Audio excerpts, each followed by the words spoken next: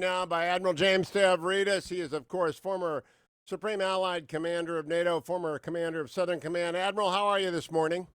Doing well, Hugh, down here in Jacksonville, Florida, where we will not have a convention, and we are glad to hear that. I was actually disappointed a little bit not to have a convention, but not unhappy about not driving 10 hours from D.C. Admiral, I went out to California last week to host Mike Pompeo at the Nixon Library. He gave a speech which I think was historically significant. What did you make of the Secretary's basic realignment of relations with China that he announced as the culmination of speeches that include two by the Vice President, one by Robert O'Brien, one by Christopher Wray, one by the Attorney General? I wouldn't be surprised if the President weighs in, but Mike Pompeo at the Nixon Library really laid it down the wood. I think he staked out the far side of the new policy, which is to say a very aggressive policy with China. We'll see over time if that holds up or not. There are a lot of imperatives that actually would cause the U.S. and China to converge more than diverge. So let's give it some time. But historically significant, yes, without question, and certainly the most robust offensive speech directed against China in recent memory.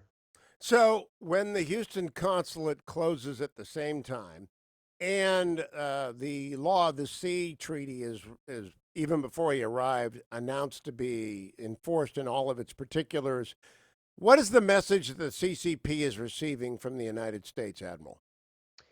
Well, first of all, and I think this is the right message, is that we will not acquiesce in this preposterous claim of ownership, of territoriality for the entire South China Sea, which you well know is the size of the Gulf of Mexico and the Caribbean Sea combined. China does not own it. These are high seas, international waters. And of course, China wants it as the centerpiece of their global strategy. One belt, one road. It's got one problem.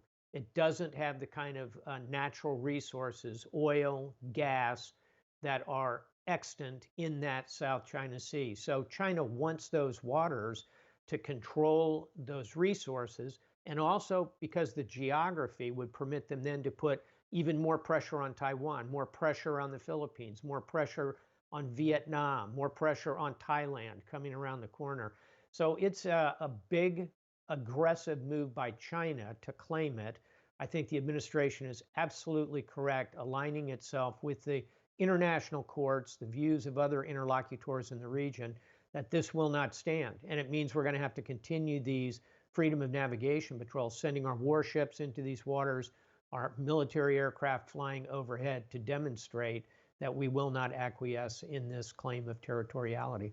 Now, Admiral, the takeaway line from the speech was, and I asked the Secretary a few questions after it was done, just like you and I are talking right now. I said, look, I listened to that. It's distrust and verify. It's very difficult to have an arms control regime when you distrust and verify. On the other hand, it's almost de rigueur if you're going to have a serious arms control regime. Do you think disarm and verify is realistic? I do. And I think that we have for years had similar kinds of approaches with other powers around the world, notably the Soviet Union during the Cold War.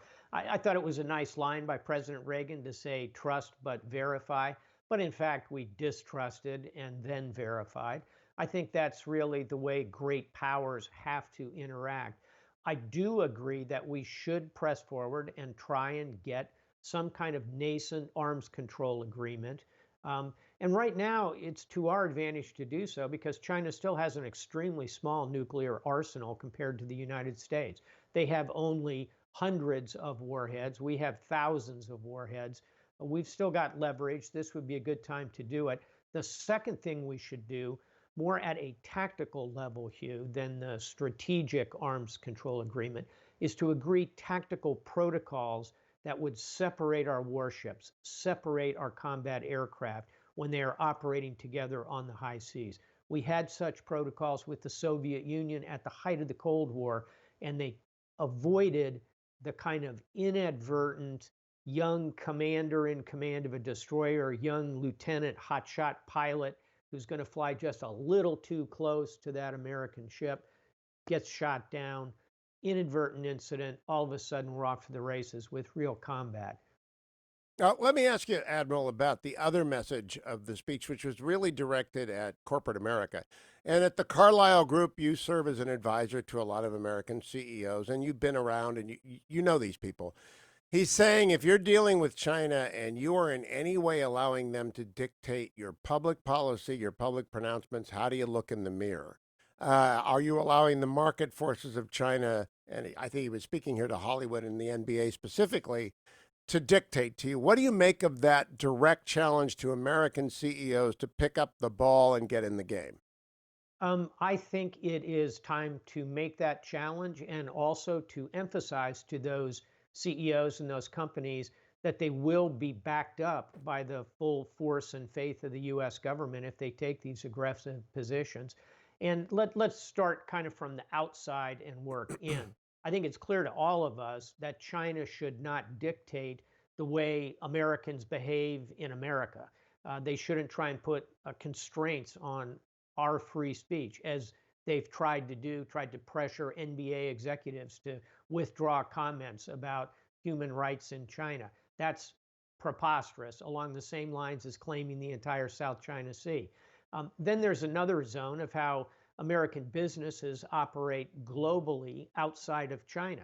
Again, that is high seas, that's international waters. American businesses should act and do independent operations everywhere globally outside of the United States and outside of China. When you get inside China and you're going to operate inside China, then as a business, you have to make some decisions if you're going to accord to the domestic laws. If you find them particularly onerous, or if you believe that the government is applying excessive force in civil rights, if you believe that human rights are being routinely violated, as I think they clearly are in the case of the Muslim Uyghurs, then you have decisions to make as an American business. And I think what Secretary Pompeo is saying is when you are operating even inside China, you can't bend a knee and break the value chain that exists for an American corporation. I think that's pretty good advice. Now, Admiral, two last questions. I put Secretary Pompeo on the spot towards the end of the speech, penultimate question, by saying, I know you're a West Point guy, but this conflict with China is a naval conflict. We are Athens, they are Sparta, they're the land power. Don't we need to begin to reallocate more towards the Navy than from the Army? And he said, that's a tough question for a West Point guy. But he got around to saying yes. I mean, it was a long way, the long and twisting road, as the Beatles would say, but he got around to saying yes. Has that actually occurred to most Army people, that the conflict with the Navy, the conflict with China, is a naval conflict? I think that clue light is going on. And you could see in the clip you're showing the secretary's kind of uncomfortable initial reaction to it. And by the way, I really encourage your listeners to read the speech, read the Q&A, understand and process it yourself and see how you react to it, because it is a historically significant speech. The West Point graduate to watch, you, frankly, is not Secretary Pompeo, it's Secretary Esper. That's what he said. A West Yeah. Point graduate, and I saw the exchange, and I thought Secretary Pompeo ducked his head over and let the bullet go by him, headed back towards Secretary Esper at the Pentagon. But I think, to answer your question, yes, all the services, to include my very good friend, the chairman of the Joint Chiefs, General Mark Milley, who, by the way, is not a West Point graduate, but a Princeton graduate, and they're not just handing out admissions to Princeton. Smart guy. Is that a degree granting institution, Admiral? I'm not. let me. Bachelors only, I think. I want to go to the last question I asked him, because it's the most important one. George Marshall in 1947, another Secretary of State and another Army guy, called upon everyone to pick a side in his great Marshall Plan speech at Harvard. He said, "You're with us or you're not." I asked Secretary Pompeo if that's the same way, and he said, "It's not really are you with America, it's are you with freedom or not." And I asked, can they rely on America if they sign up with America? He said, absolutely. Do you think that degree of certitude is there? Because I sometimes wonder whether our allies aren't afraid we'll go wobbly. They ought to be a bit concerned about wobbly at the moment, certainly, because we have walked away. We've walked away from supporting Kurds in Syria. We're walking away from Afghanistan. We've pulled out of multiple international treaties. Now, we could argue and debate each of those one by one, whether those were all good moves or not. But if you're an international observer looking at the current pattern of America, there does seem to be a kind of consistency of withdrawal, a tendency to come back within our own borders. I think that's a mistake. We could, again, argue about the eaches and ors of this, the apples and the oranges of each decision. But collectively, we need to send the signal, as Secretary Pompeo did in answering your question, that we will be reliable. We will engage in the world. We are not going to return to the late 20s and early 30s of the last century, where we literally came home, rejected the League of Nations, cracked the global economy with a trade war. How'd that work out? We ended up in the Second World War because we came home in large measure. So let's avoid that. Last question, Admiral. Do you think the paradigm for the foreseeable future is a China-U.S. paradigm? Everybody else, Russia, Iran, North Korea, all the other conflicts around the world, Turkey and Libya, it all comes within the framework of China-U.S. Do you agree with that basic understanding of the world? I think that the most important major geopolitical movement of the first half of the 21st century will certainly be U.S. and China. I think as you get into the second half of the 21st century, we ought to be talking about India, what's happening with that other major power, which will emerge over time. And I think it's too soon to really write off the European Union as a potential collective actor whose economy is bigger than ours, whose population is bigger than ours, even with the withdrawal of Great Britain.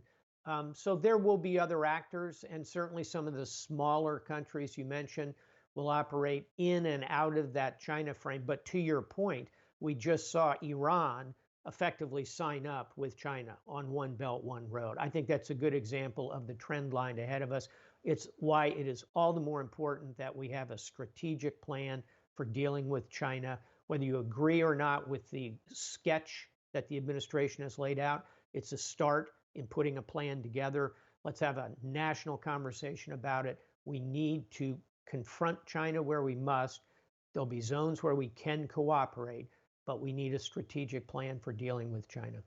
Admiral James Stavridis, always a pleasure. Follow him on Twitter at StavridisJ. Also, AdmiralStavOnline.com, AdmiralStav.com.